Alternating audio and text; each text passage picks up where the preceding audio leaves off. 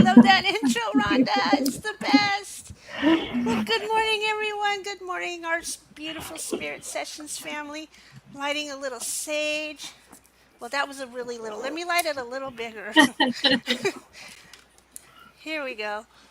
Awesome. Some cleansing sage for everyone. Let's get together and let's relax. Come on in.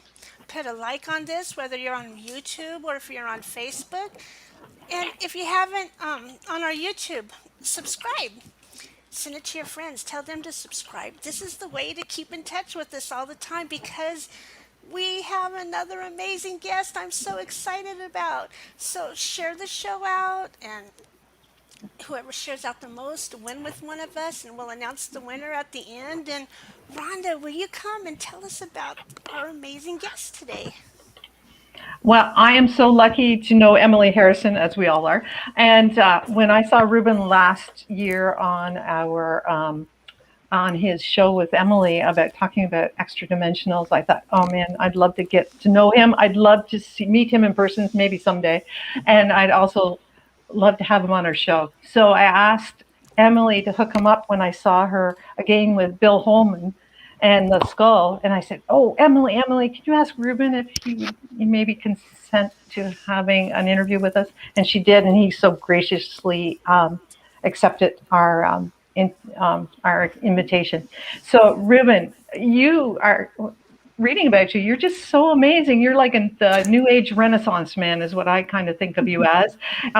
You do everything. You're an actor, a voice actor. You're a stuntman. You do all sorts of different projects. And now you're a filmmaker with this really successful series, Interview with Edie, Extra Dimensionals. Bex. Yep. So can you just tell us how you got on this journey and how you ended up here? Yeah, let's see. I would say a big part of my journey started when at the young age of 19, I moved to Japan.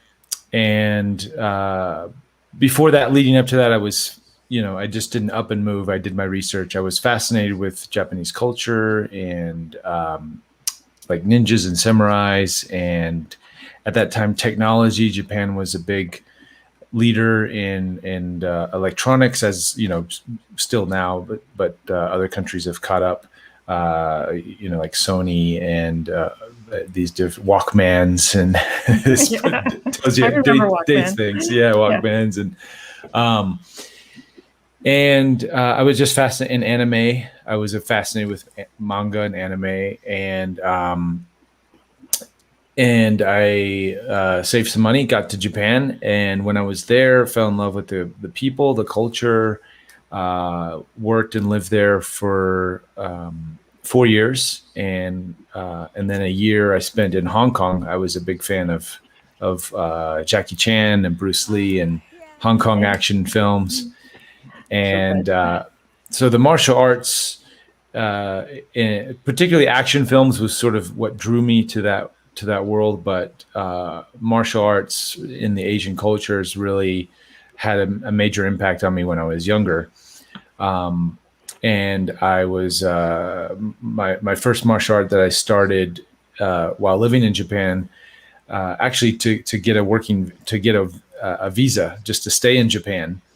I studied Aikido, and awesome. Yeah, it's a great martial art. And for me, I studied at the Aikikai Hombu Dojo, which is like the main spot in Tokyo, where Morihei started his Ueshiba, started his brand of Aikido there, and guys like Steven Seagal had studied there, and other people who kind of made Aikido famous.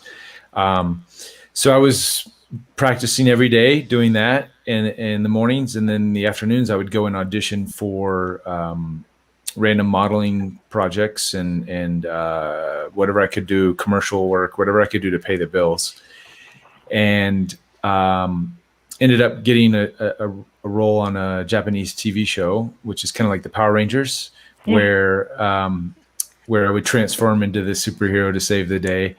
And it was just a great time. I was having fun and learning a lot.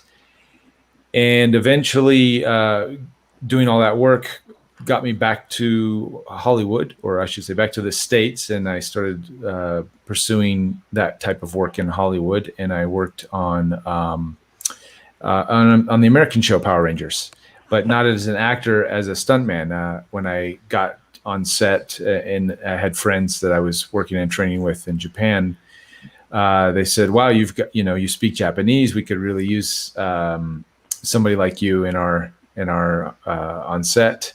And we have some other white guys that we beat up a lot, but they don't speak Japanese. So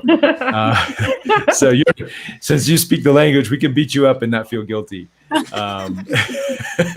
So I joined the stunt team, Alpha Stunts, on Power Rangers for 3 years or so. And then that launched me into the Hollywood stunt world and learning about that and bringing my skills that I had learned from Hong Kong and from Japan into the Hollywood world.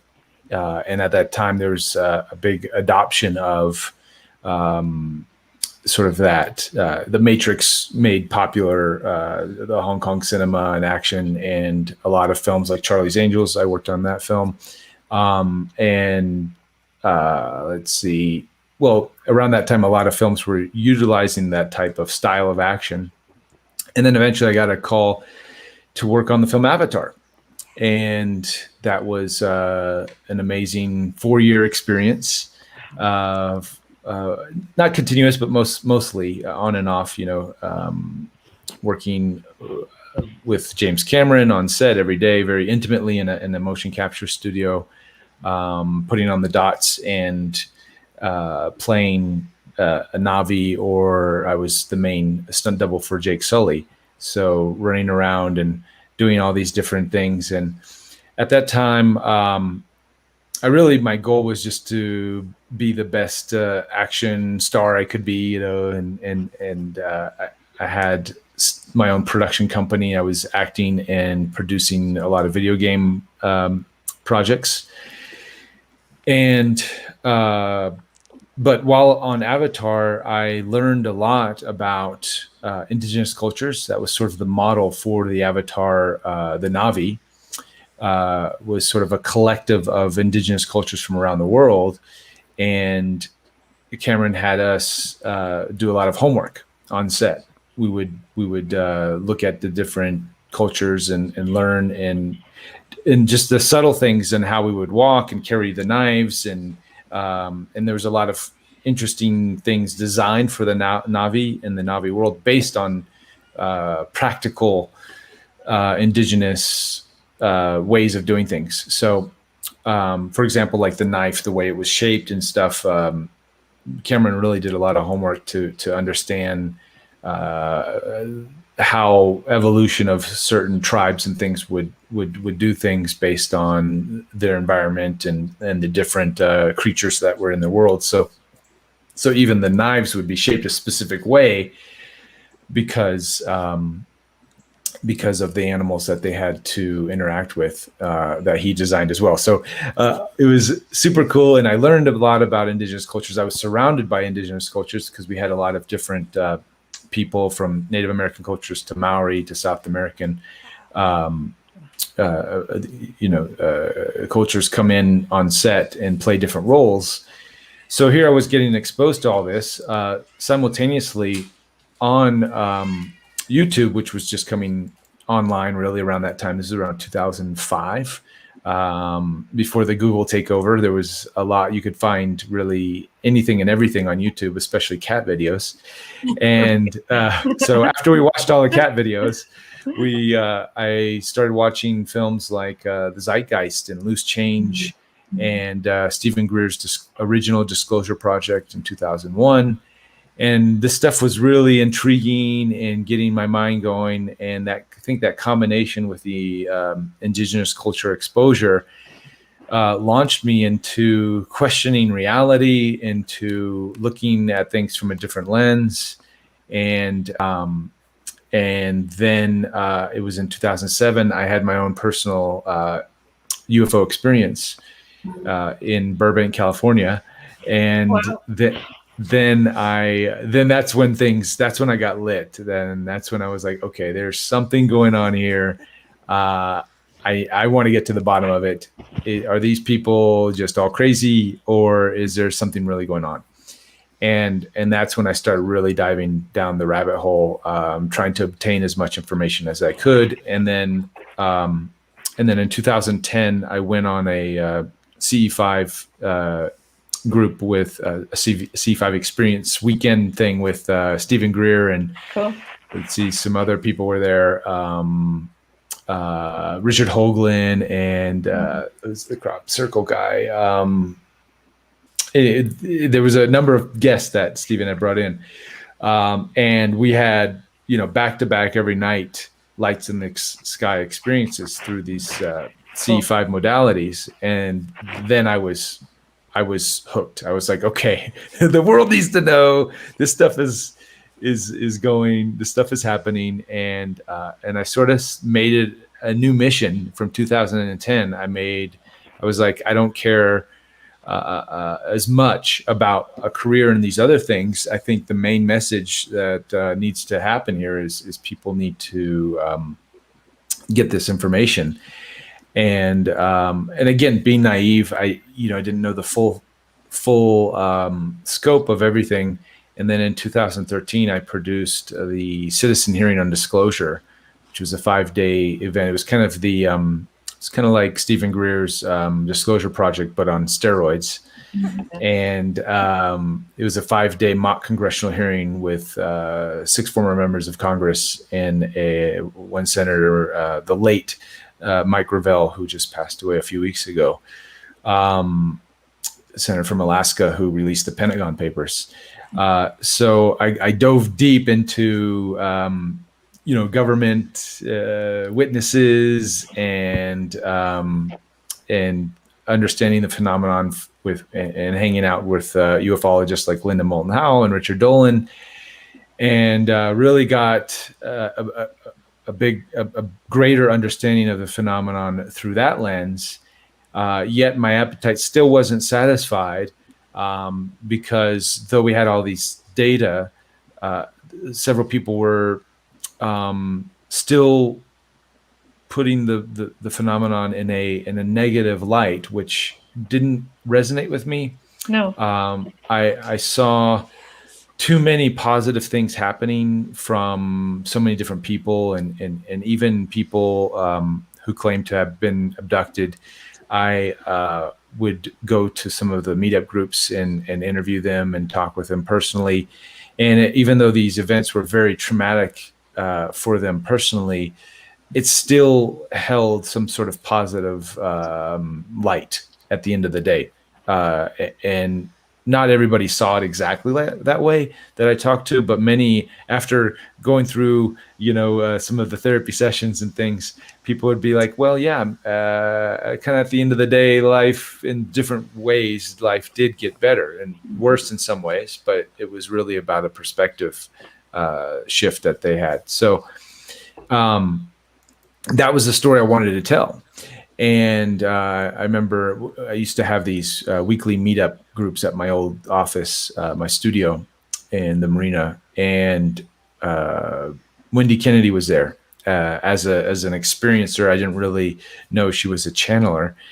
And she was there talking to me one night and sort of telling me about some of her abduction cases and scenarios. And then she mentioned it was a soul contract. And I said, a soul contract. Wow, that really, like a light bulb went off in my head. And I'm like, yes, can we talk about that more? And she goes, yeah, well, I have I channel these, a collective called the Palladian Collective, Ninth Dimensional. And sure. And then Nora Harold and Daryl Enko were also coming to the meetings. And I had no idea, this channeling phenomenon. I knew what it was, but I didn't fully subscribe to it at the time. And but things that people like Wendy, Nora, and Daryl the things that they were saying really fit together with all this evidence-based stuff that I had collected up until that time. So I was like, okay, this is the story I want to tell. Let's get into it. And originally, Interview with Ed was going to be called Interview with E.T., and it was going to be a documentary feature. And then after the first interview, really, actually the second interview, I had so much information from Nora and Wendy that I was like, okay, I can't. How do I cut this down to a little 5-minute piece? This information is too grand and expansive to not put out there in its entirety. And that's when I decided to shift it to a TV show, and that's when Wendy or the Palladians, I think somewhere in there, I had done an interview, and then they suggested instead of ET, extra dimensionals might be a more appropriate term to label them and the phenomenon. And it sort of stuck, and I was like, Ed, that's cool. It's like a guy's name or something, like the horse, Mr. Ed. Yeah. So maybe I'll just stick with that and go with that. And that journey started in 2014, and it hasn't stopped. It's been an amazing journey. I just started the show sort of on my own time and my own dime, and then a few years later, Gaia reached out and said that they wanted to host the show. And I was like, oh, wow, okay.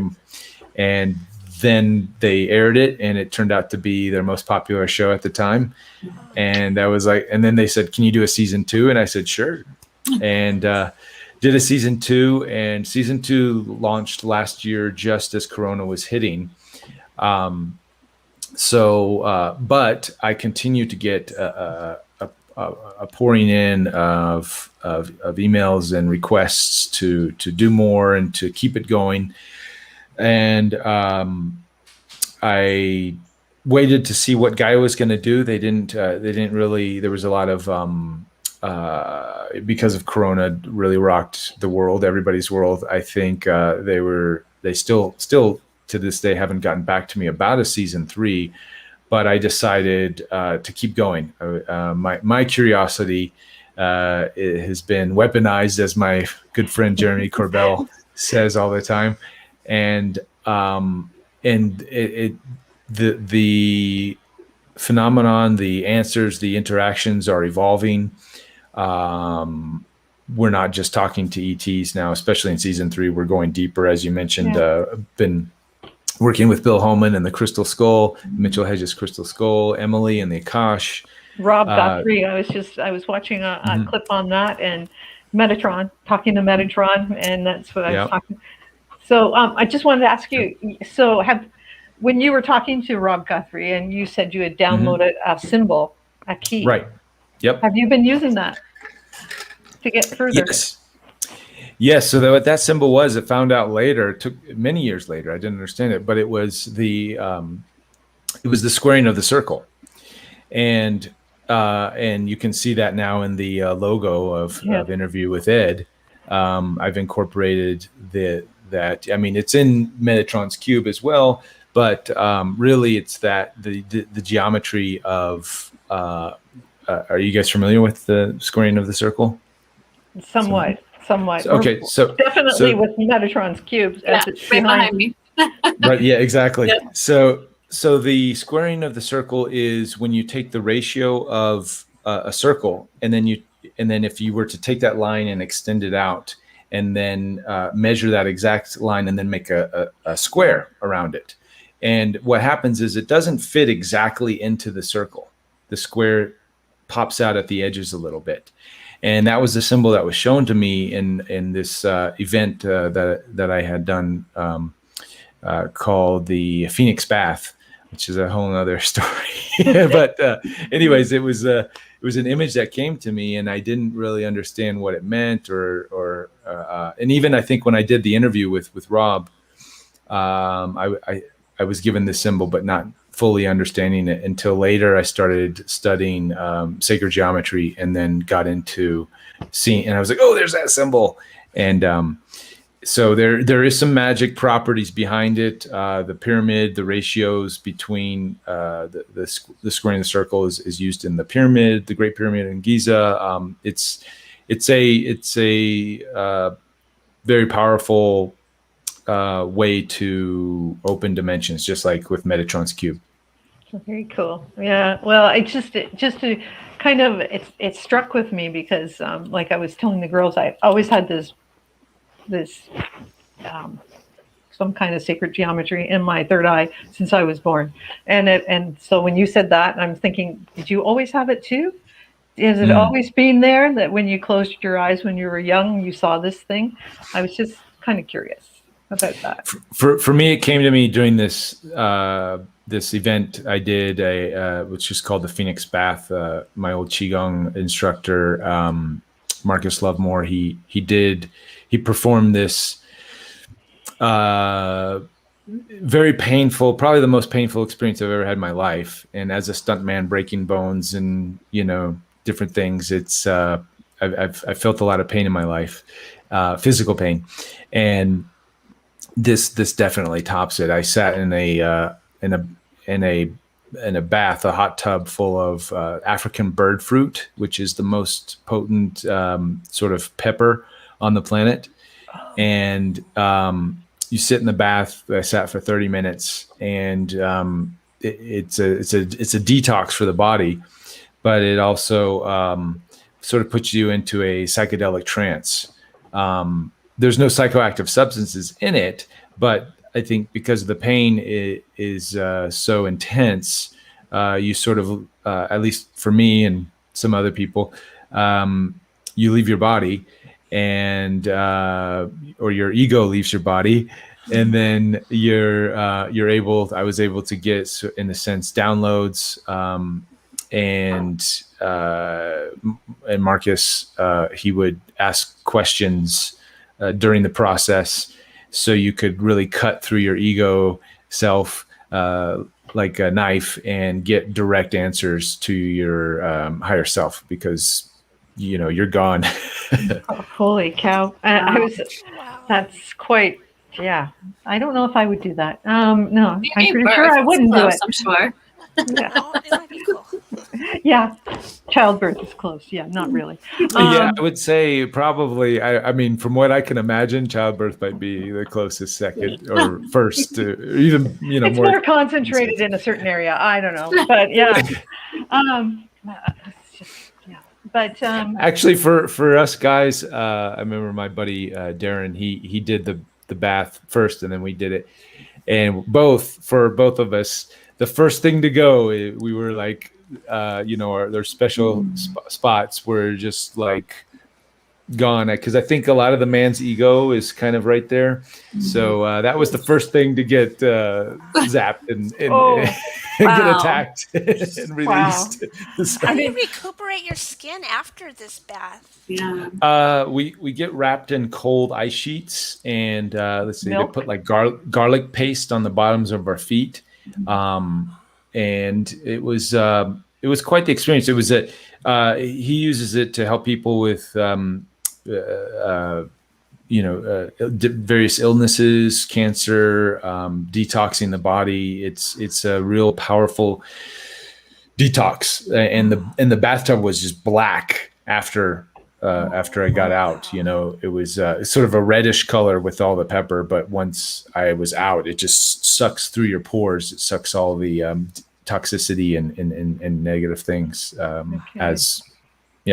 Anyways, that's pretty cool. That's pretty cool. Who knew? So You've been doing this for 3 seasons. You've got third season done, or is it all edited yet, or is it? No, it's still working on that part. So I'm working diligently every day. I've shot, I think, most of the episodes. I might try to squeeze in 1 or 2 at the end here, but editing as I go, in a sense. I was sort of I kept getting the emails and the calls and the requests, and since Guy didn't pick up the phone or call, I decided, well, maybe I'll start releasing these on my own, as I did originally with season 1. And I decided to do an episode a month, or 1 or 2 episodes a month. Basically, if some of the episodes are just going to be one-off episodes, like episode 1 with the light language, but the going back to the old format where I would interview the channeler and then have the channel message come through and interview them. So some months we'll have 2 episodes, and some months we'll just have 1. But at the first of every month, there'll be a new release. Oh, that sounds really spectacular. That sounds, yeah. Somebody was asking if you ever sat in that, if you would ever sit in that bath again. I would ask. Actually, I would. I initially, I don't think I wanted to, but that's what we say too after the first kid.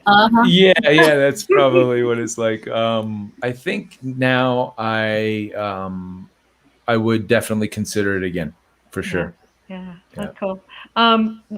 You were sorry, I just lost my train of thought. I think Wim Hof breathing. You do that? Yes. Yeah. That's another type of pain. Yeah. Well, if you're doing the cold intensity in the cold, have you done the cold immersion? Yeah. That it's a different type of intensity because it's much more gradual, and the part of the method of the Wim Hof, or one of his modalities, is it's really about non-forcing anything. So initially you get, the cold, you feel it for that bite initially, but you relax into it, and then then it's not cold, and then you continue, and you only go as far as you can. And as soon as you start to feel cold, you're like, okay, I'm done. And then it's really about, a lot of people think it's about shocking the system, which you're doing, but in a gradual sense, as much as you can take. And you are putting yourself in a fight or flight experience, but in a gradual sense. So you're not, the idea is not to activate the cortisol in your body and just stay relaxed, not to tense up. And you want to just be relaxed the whole time. So yeah, it's a whole. Yeah. I read the book Breath or Breathe, and it was in it, and it was describing it. It was pretty interesting, and so now I take my mouth closed at night.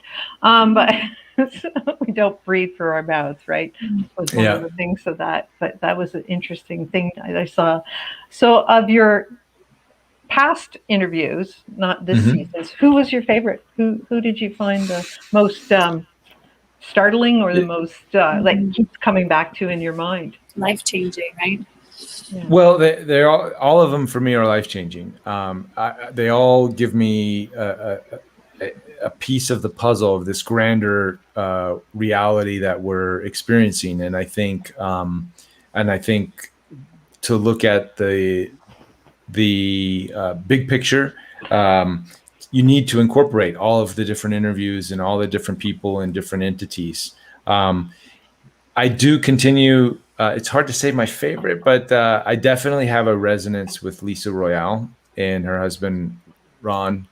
We've done several interviews now, and she has a connection to Japan, and she has a group that she works out there, Voice and Voice Entertainment or Voice. I forgot the full company name, but there's a special group out there that she continues to work with every year. And I also have this connection to Japan. So it's awesome because I've been to her retreats both in Japan and the US. And we get to share friends and the language. And I think just having these just different aspects of both of our lives in different countries and different languages. And then so her work just continues to resonate in that sense. But it's really the collective of the all the data sets. I'm sort of a data junkie, and that's good in some ways and bad. Good because I get this super wide perspective of reality. I'm always looking at every bit of data that I can find about everything, not just the channeling reality, but especially what's going on our planet right now with all the different storylines that are going in different directions, and I follow them all. I like to see, okay, and then see the overlapping and where they connect the dots. Mm-hmm. And when it comes to the show and channeling, there's a lot of dots being connected, even though you have very different perspectives. And to me, that's the most exciting part, is to see where all the dots connect. It's really cool. When you go into like Stephen Greer's work, he's talking about, well, everybody's calling it now since Corona's kind of done, and we want to put that in the back corner, that it did come from a lab. We've all decided that. We've been all told that that's really true. So now we're going to bring out the alien threat. It's not like, I don't know, your show is kind of more an educational, like the extra dimensionals. The dimensions have always been there. We're just kind of moved our thoughts up high enough, or moved our spirits up high enough, that we can start to perceive these extra dimensions. And I think people go, oh, it's a threat. It's like, you didn't know there were ants in your house before, and all of a sudden you see them, right? You didn't know all this was all around you until you start seeing them. And I don't know how we can tell the collective, like, it's always been there. They've been our neighbors all along, Yeah, and I think our these government disclosures, and we have to be very careful with this threat package, or this package. And I did see Steven's latest film, and though there are many good data sets in there that I agree with, and I recommend everybody do go and see that film, there's still a lot of data sets that don't match up with some of the data that I've been collecting. And guys like Jeremy Corbell and George Knapp, these are two people who I've extensively worked with over the years, and are very much, they're not in the spiritual side as I am, but they're very much two people with some of the most integrity I've ever seen in people. And I don't think they would intentionally try to put a negative spin on the phenomenon. And they have their perspectives through, their experiences at Skinwalker Ranch, which is a scary place. Yeah, that would be not a place I want to go to. Exactly. Yes. So, some of their messages do come leaning towards a negative side, but George and Lou and others are now talking about perhaps some of these bases underwater could be extra dimensional, and that they could be could have been here our entire existence. We just weren't privy to seeing them. So their conclusions, they're coming to very similar conclusions. And they're not necessarily saying they're a threat. A lot of the mainstream national, I'll for example, I'll watch an interview Jeremy does on a local station, and then see, he never ever says the word threat, or in fact, most of the time he's saying they've been here a long time. They would have messed with, if it was a threat. Basically, he's painting the picture that it's not. We have nothing to worry about. There is no threat. But on the national side, the way they edit it and the way they take just the sound bites, they package a lot of these sound bites into a threat narrative. So perhaps it's not these people, that individuals that Greer is sort of making these accusations to, as much as the bigger media would be more of a concern.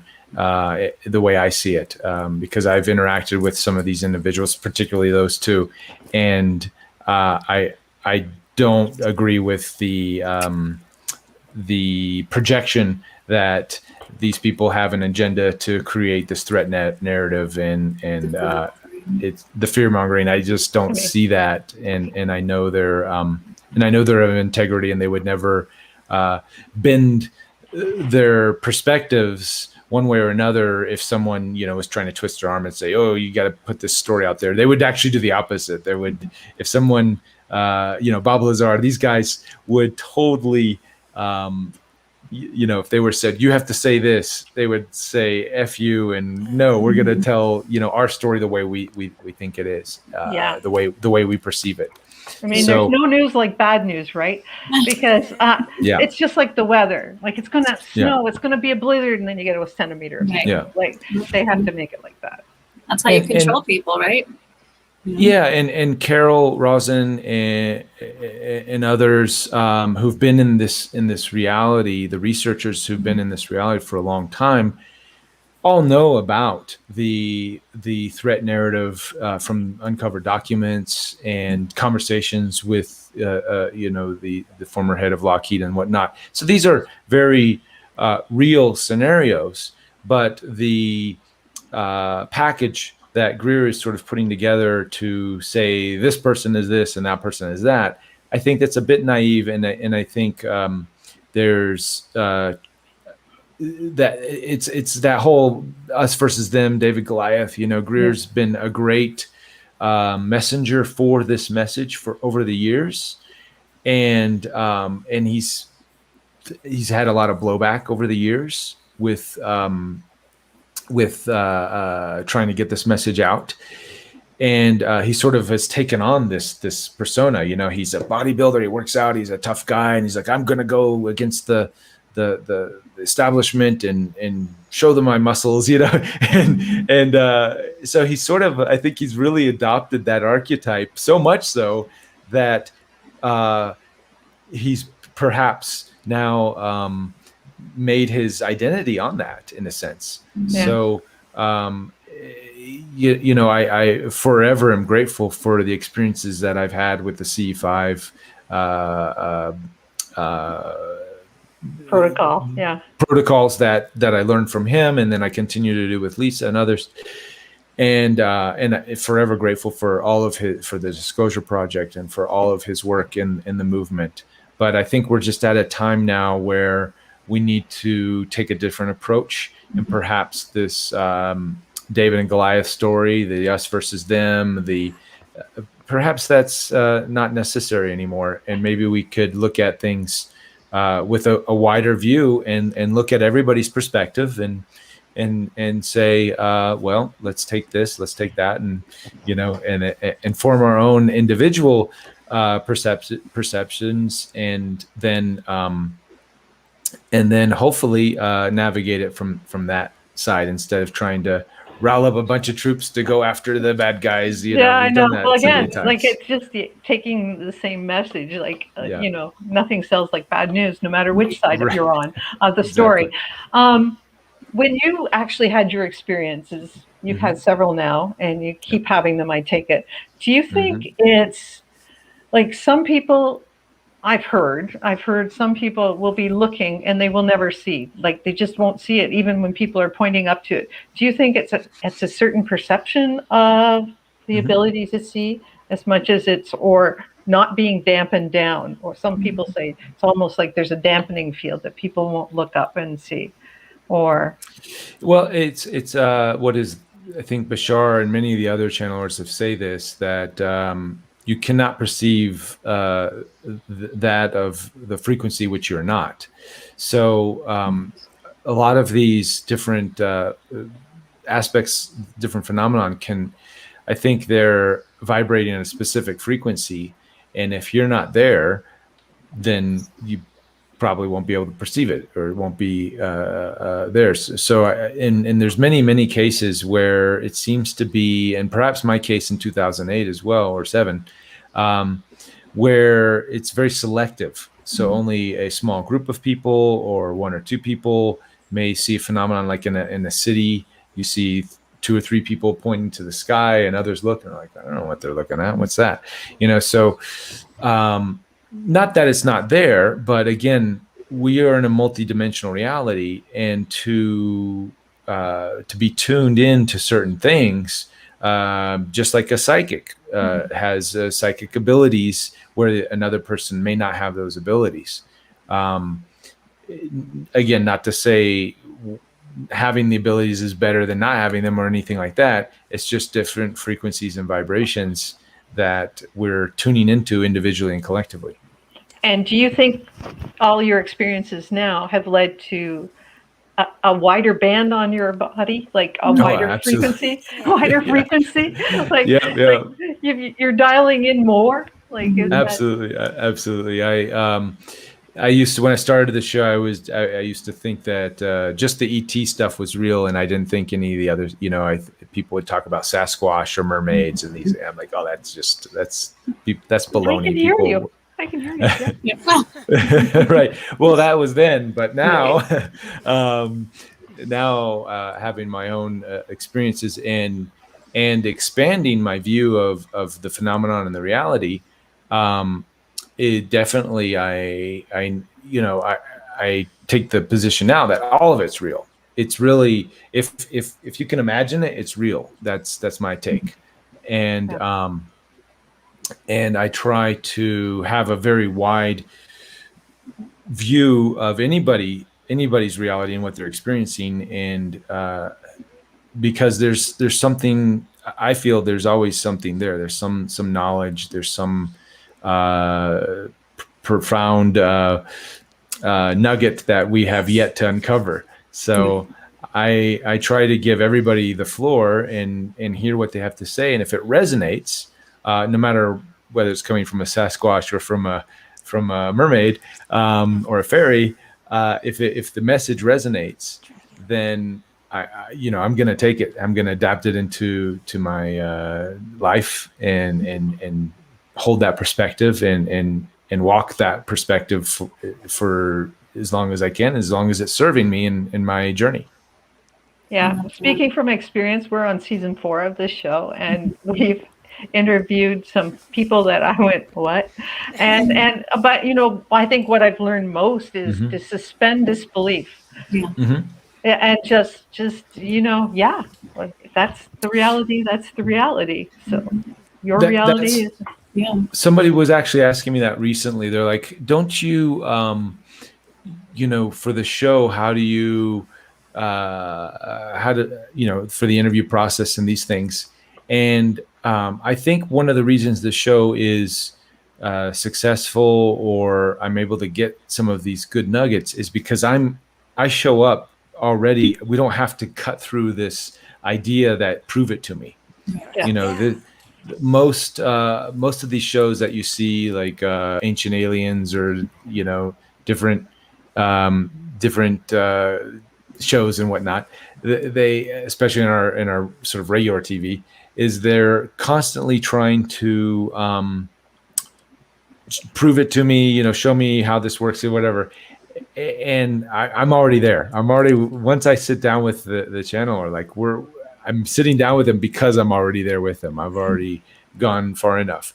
And once you get to that space, then you can get into the good stuff.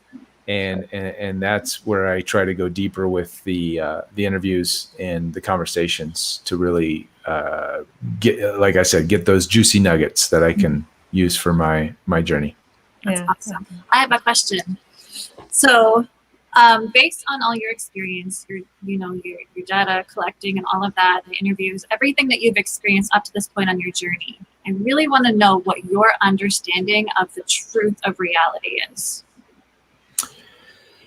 Big question. I would have to say that through all the teachings and understanding and we've heard this through the mystics and through the gurus of the ages, we're creating as we go along. So this is one of Bashar's famous quotes: "All truths are true." This is why unicorns and Sasquatch and all of it, I'll take it as truth, because it's really up to us individually and collectively, and what our belief system is, to allow the reality to unfold. And this is why I'm trying to put as much of these alternative belief systems out there into the collective as possible, because, again, this is my personal belief system, is that a world where we are more open and expanded in our perception of what is possible, we allow what is possible to be possible. We allow the window or the view to grow. And when you're hyper focused on one specific reality or idea, then you can't see through the what do you call it, the visor or whatever, the tunnel, the Right, blinders. right. Yeah, you're just seeing the world like this. Yeah. Why not see the world like this and then pick what you want, out of all of that? You don't have, if it's not resonating, that's fine, but at least see it all. And the more we can see, and I think this is what's naturally happening with collective reality right now, is we're given so much data right now, and different paths and realities. And this is, the splitting of the worlds and this kind of thing and this evolution. And so I think we're amazing, powerful beings individually. And then when we can get together collectively and share that focus, we can move mountains. It's just about getting on the same page. But we don't have to get on the same page. We can be in our individual little reality bubbles, and that's okay too. But I would love to see a world where we get on the same page on certain topics like sustainability, sovereignty, individual empowerment. These are topics that are near and dear to my heart. And I've found through these interviews and talking to these beings, at least the ones I choose to talk to, I found solutions for these sort of topics and focus points. Amazing. I love that. Good answer. You handled that well. just throw those. It was just stirring up, and I'm just like, all right, we got to go for it. So Sure. Why not, right? I mean, to be able to experience all the interviews and the to go from, being in the movies and everything, experiencing things that way, and then just being blasted open and diving right in, like you really went down the rabbit hole, your own way, and to be able to, take everything that you can from those experiences and be able to just show up now and say, okay, like it's really about us creating our own reality and understanding things from our experiences. We each have our own version of reality. There's no, the collective reality is what we create, but it's still an understanding that it starts within us, It starts here first. And so I just love that, again, it's a huge confirmation for all those watching as well that, we're all generally on the same page with this, and it's beautiful. Yeah. Yep.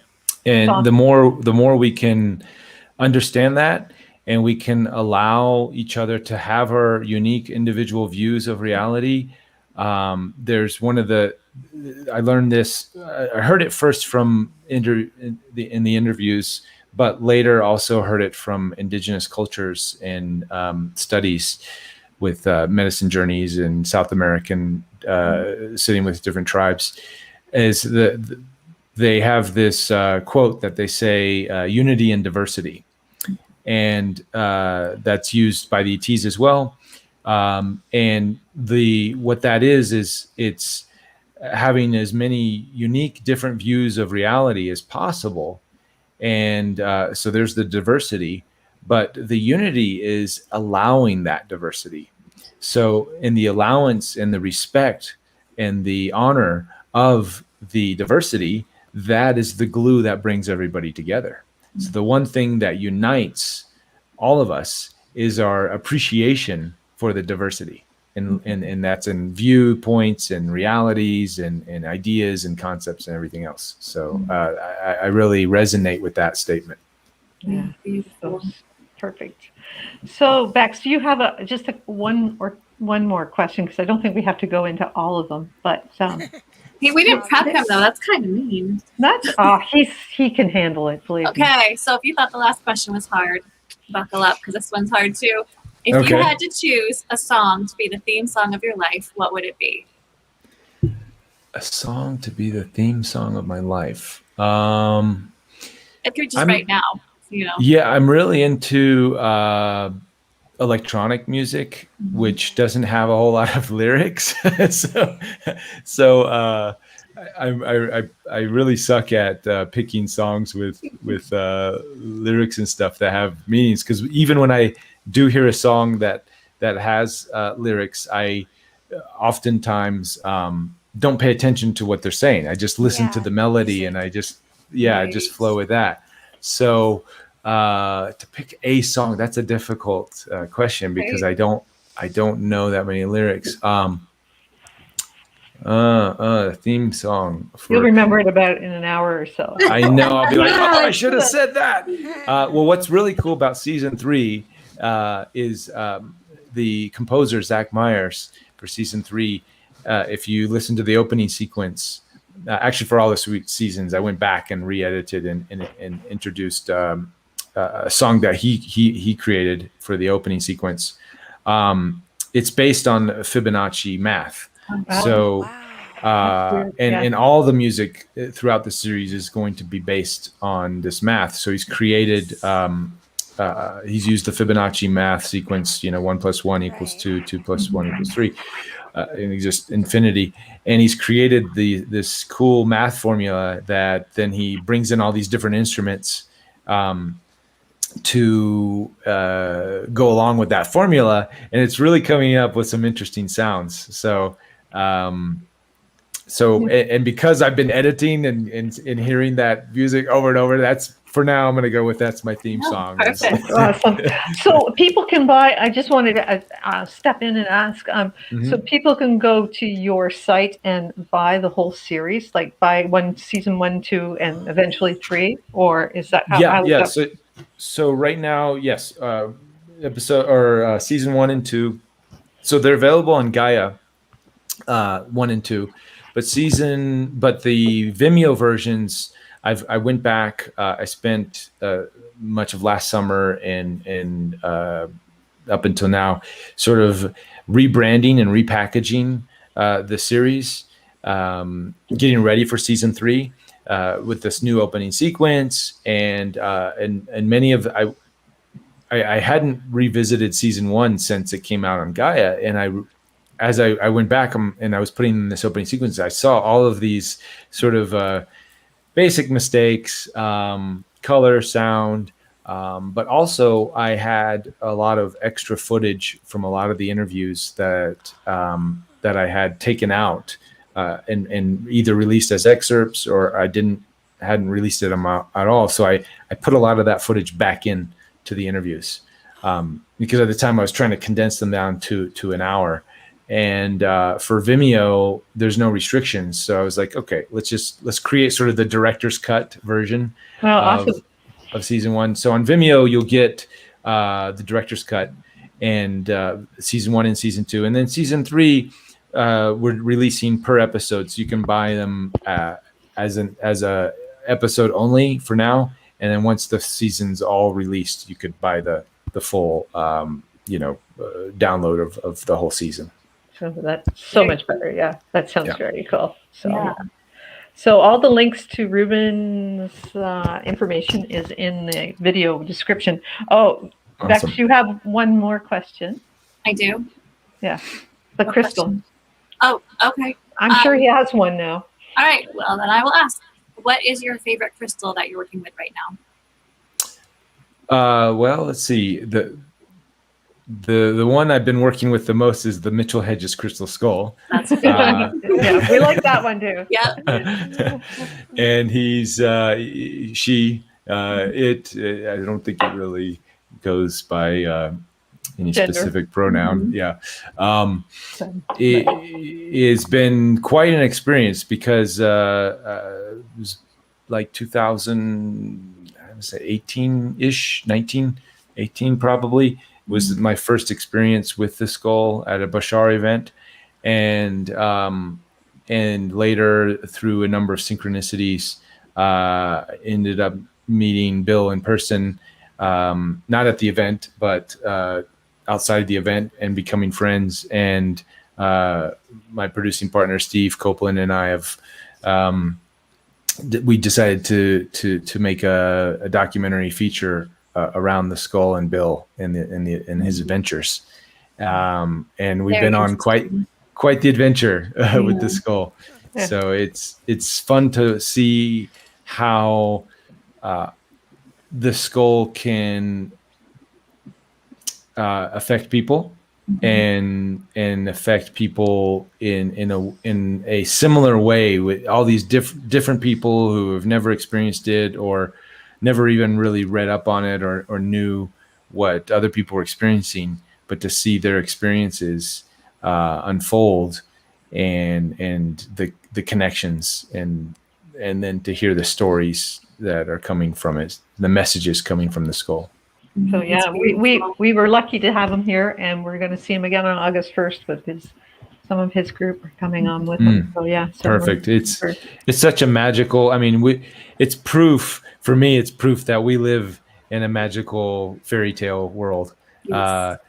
Sure. With crystal skulls that can talk and have interactions with. This is just another layer of this multidimensional reality that I'm excited to report on and investigate and share with the world.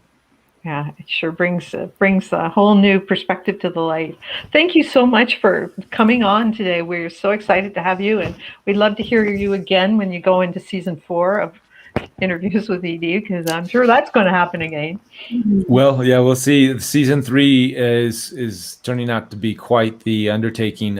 Because I have a little more time with the episodes and I don't have a crazy deadline, I'm spending a lot more energy into each episode. So they just keep getting better and better. And I appreciate everybody, all the love and everybody watching, and I hope it continues, and we'll see where it all goes. Awesome. Thank you so much. Yeah, thank you. Amazing. I mean, just to be able to show up this way and to serve this purpose in the world is a beautiful blessing. So thank you so much for accepting that role and following your truth. Thank you. Beautiful. It's my honor. Very exciting. Anything else from you, Teresa? I know you're just sitting in awe, soaking it up in awe. I was having a lot of fun. Yeah, no, I saw a Japanese past life of yours, just a quick one. You were at a school somewhere where you were learning, where like a monk, I don't know, but you were young and you took it so far and into your creativity. Whatever you downloaded went so far that you were able to disappear into a sphere, go other places and learn. And that was the end of that lifetime because you were able to just leave that life at will in the sphere and come where you want. So sometimes I think right now the technologies that you're bringing through, the ideas and things, you tapped into a long time ago. Got a little bit of Doctor Strange going on in there. That's actually one of my favorite movies. I love Doctor Strange. Me too. I love that. Yeah. I want to open portals like that. Just Yeah. That's very. The only thing is, when I saw the movie, remember he went to Mount Everest, right? And he was like, had normal clothes. I'm like, just do the Wim Hof. Why are you? Wim, see if you'd be able to handle it. Yeah, it's like, come on. That was a bad choice on the director on the it's like, we have the Wim Hof method. That's breathe your way through that. Thank you. That resonates for sure. I appreciate that. That's so cool. Very cool. Very cool. All right, so we just have one announcement real quick, and that's the winner of last week's Share It Out.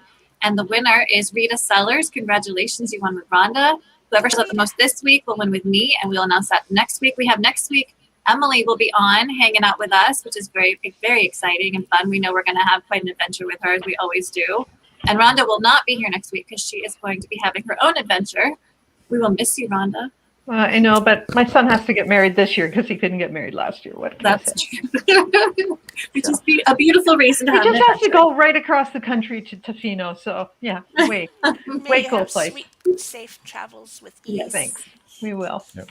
Thank you so much for joining us, and I'll be with you in spirit, if not on my phone. So, talk to you later. Yes, and we hope to see you again, Reuben. We would love to have you back on. Absolutely. Oh, yeah. I'd love to be back. Thank you. It was a lot of fun. And come up if you're coming up to Canada. My place is always open. I live in UFO country. Believe me, I have one behind me all the time. Right. Okay. Awesome. Very cool. All right. Thanks, guys. Appreciate it. Thanks for having Thanks. Bye. me. Namaste. Bye bye.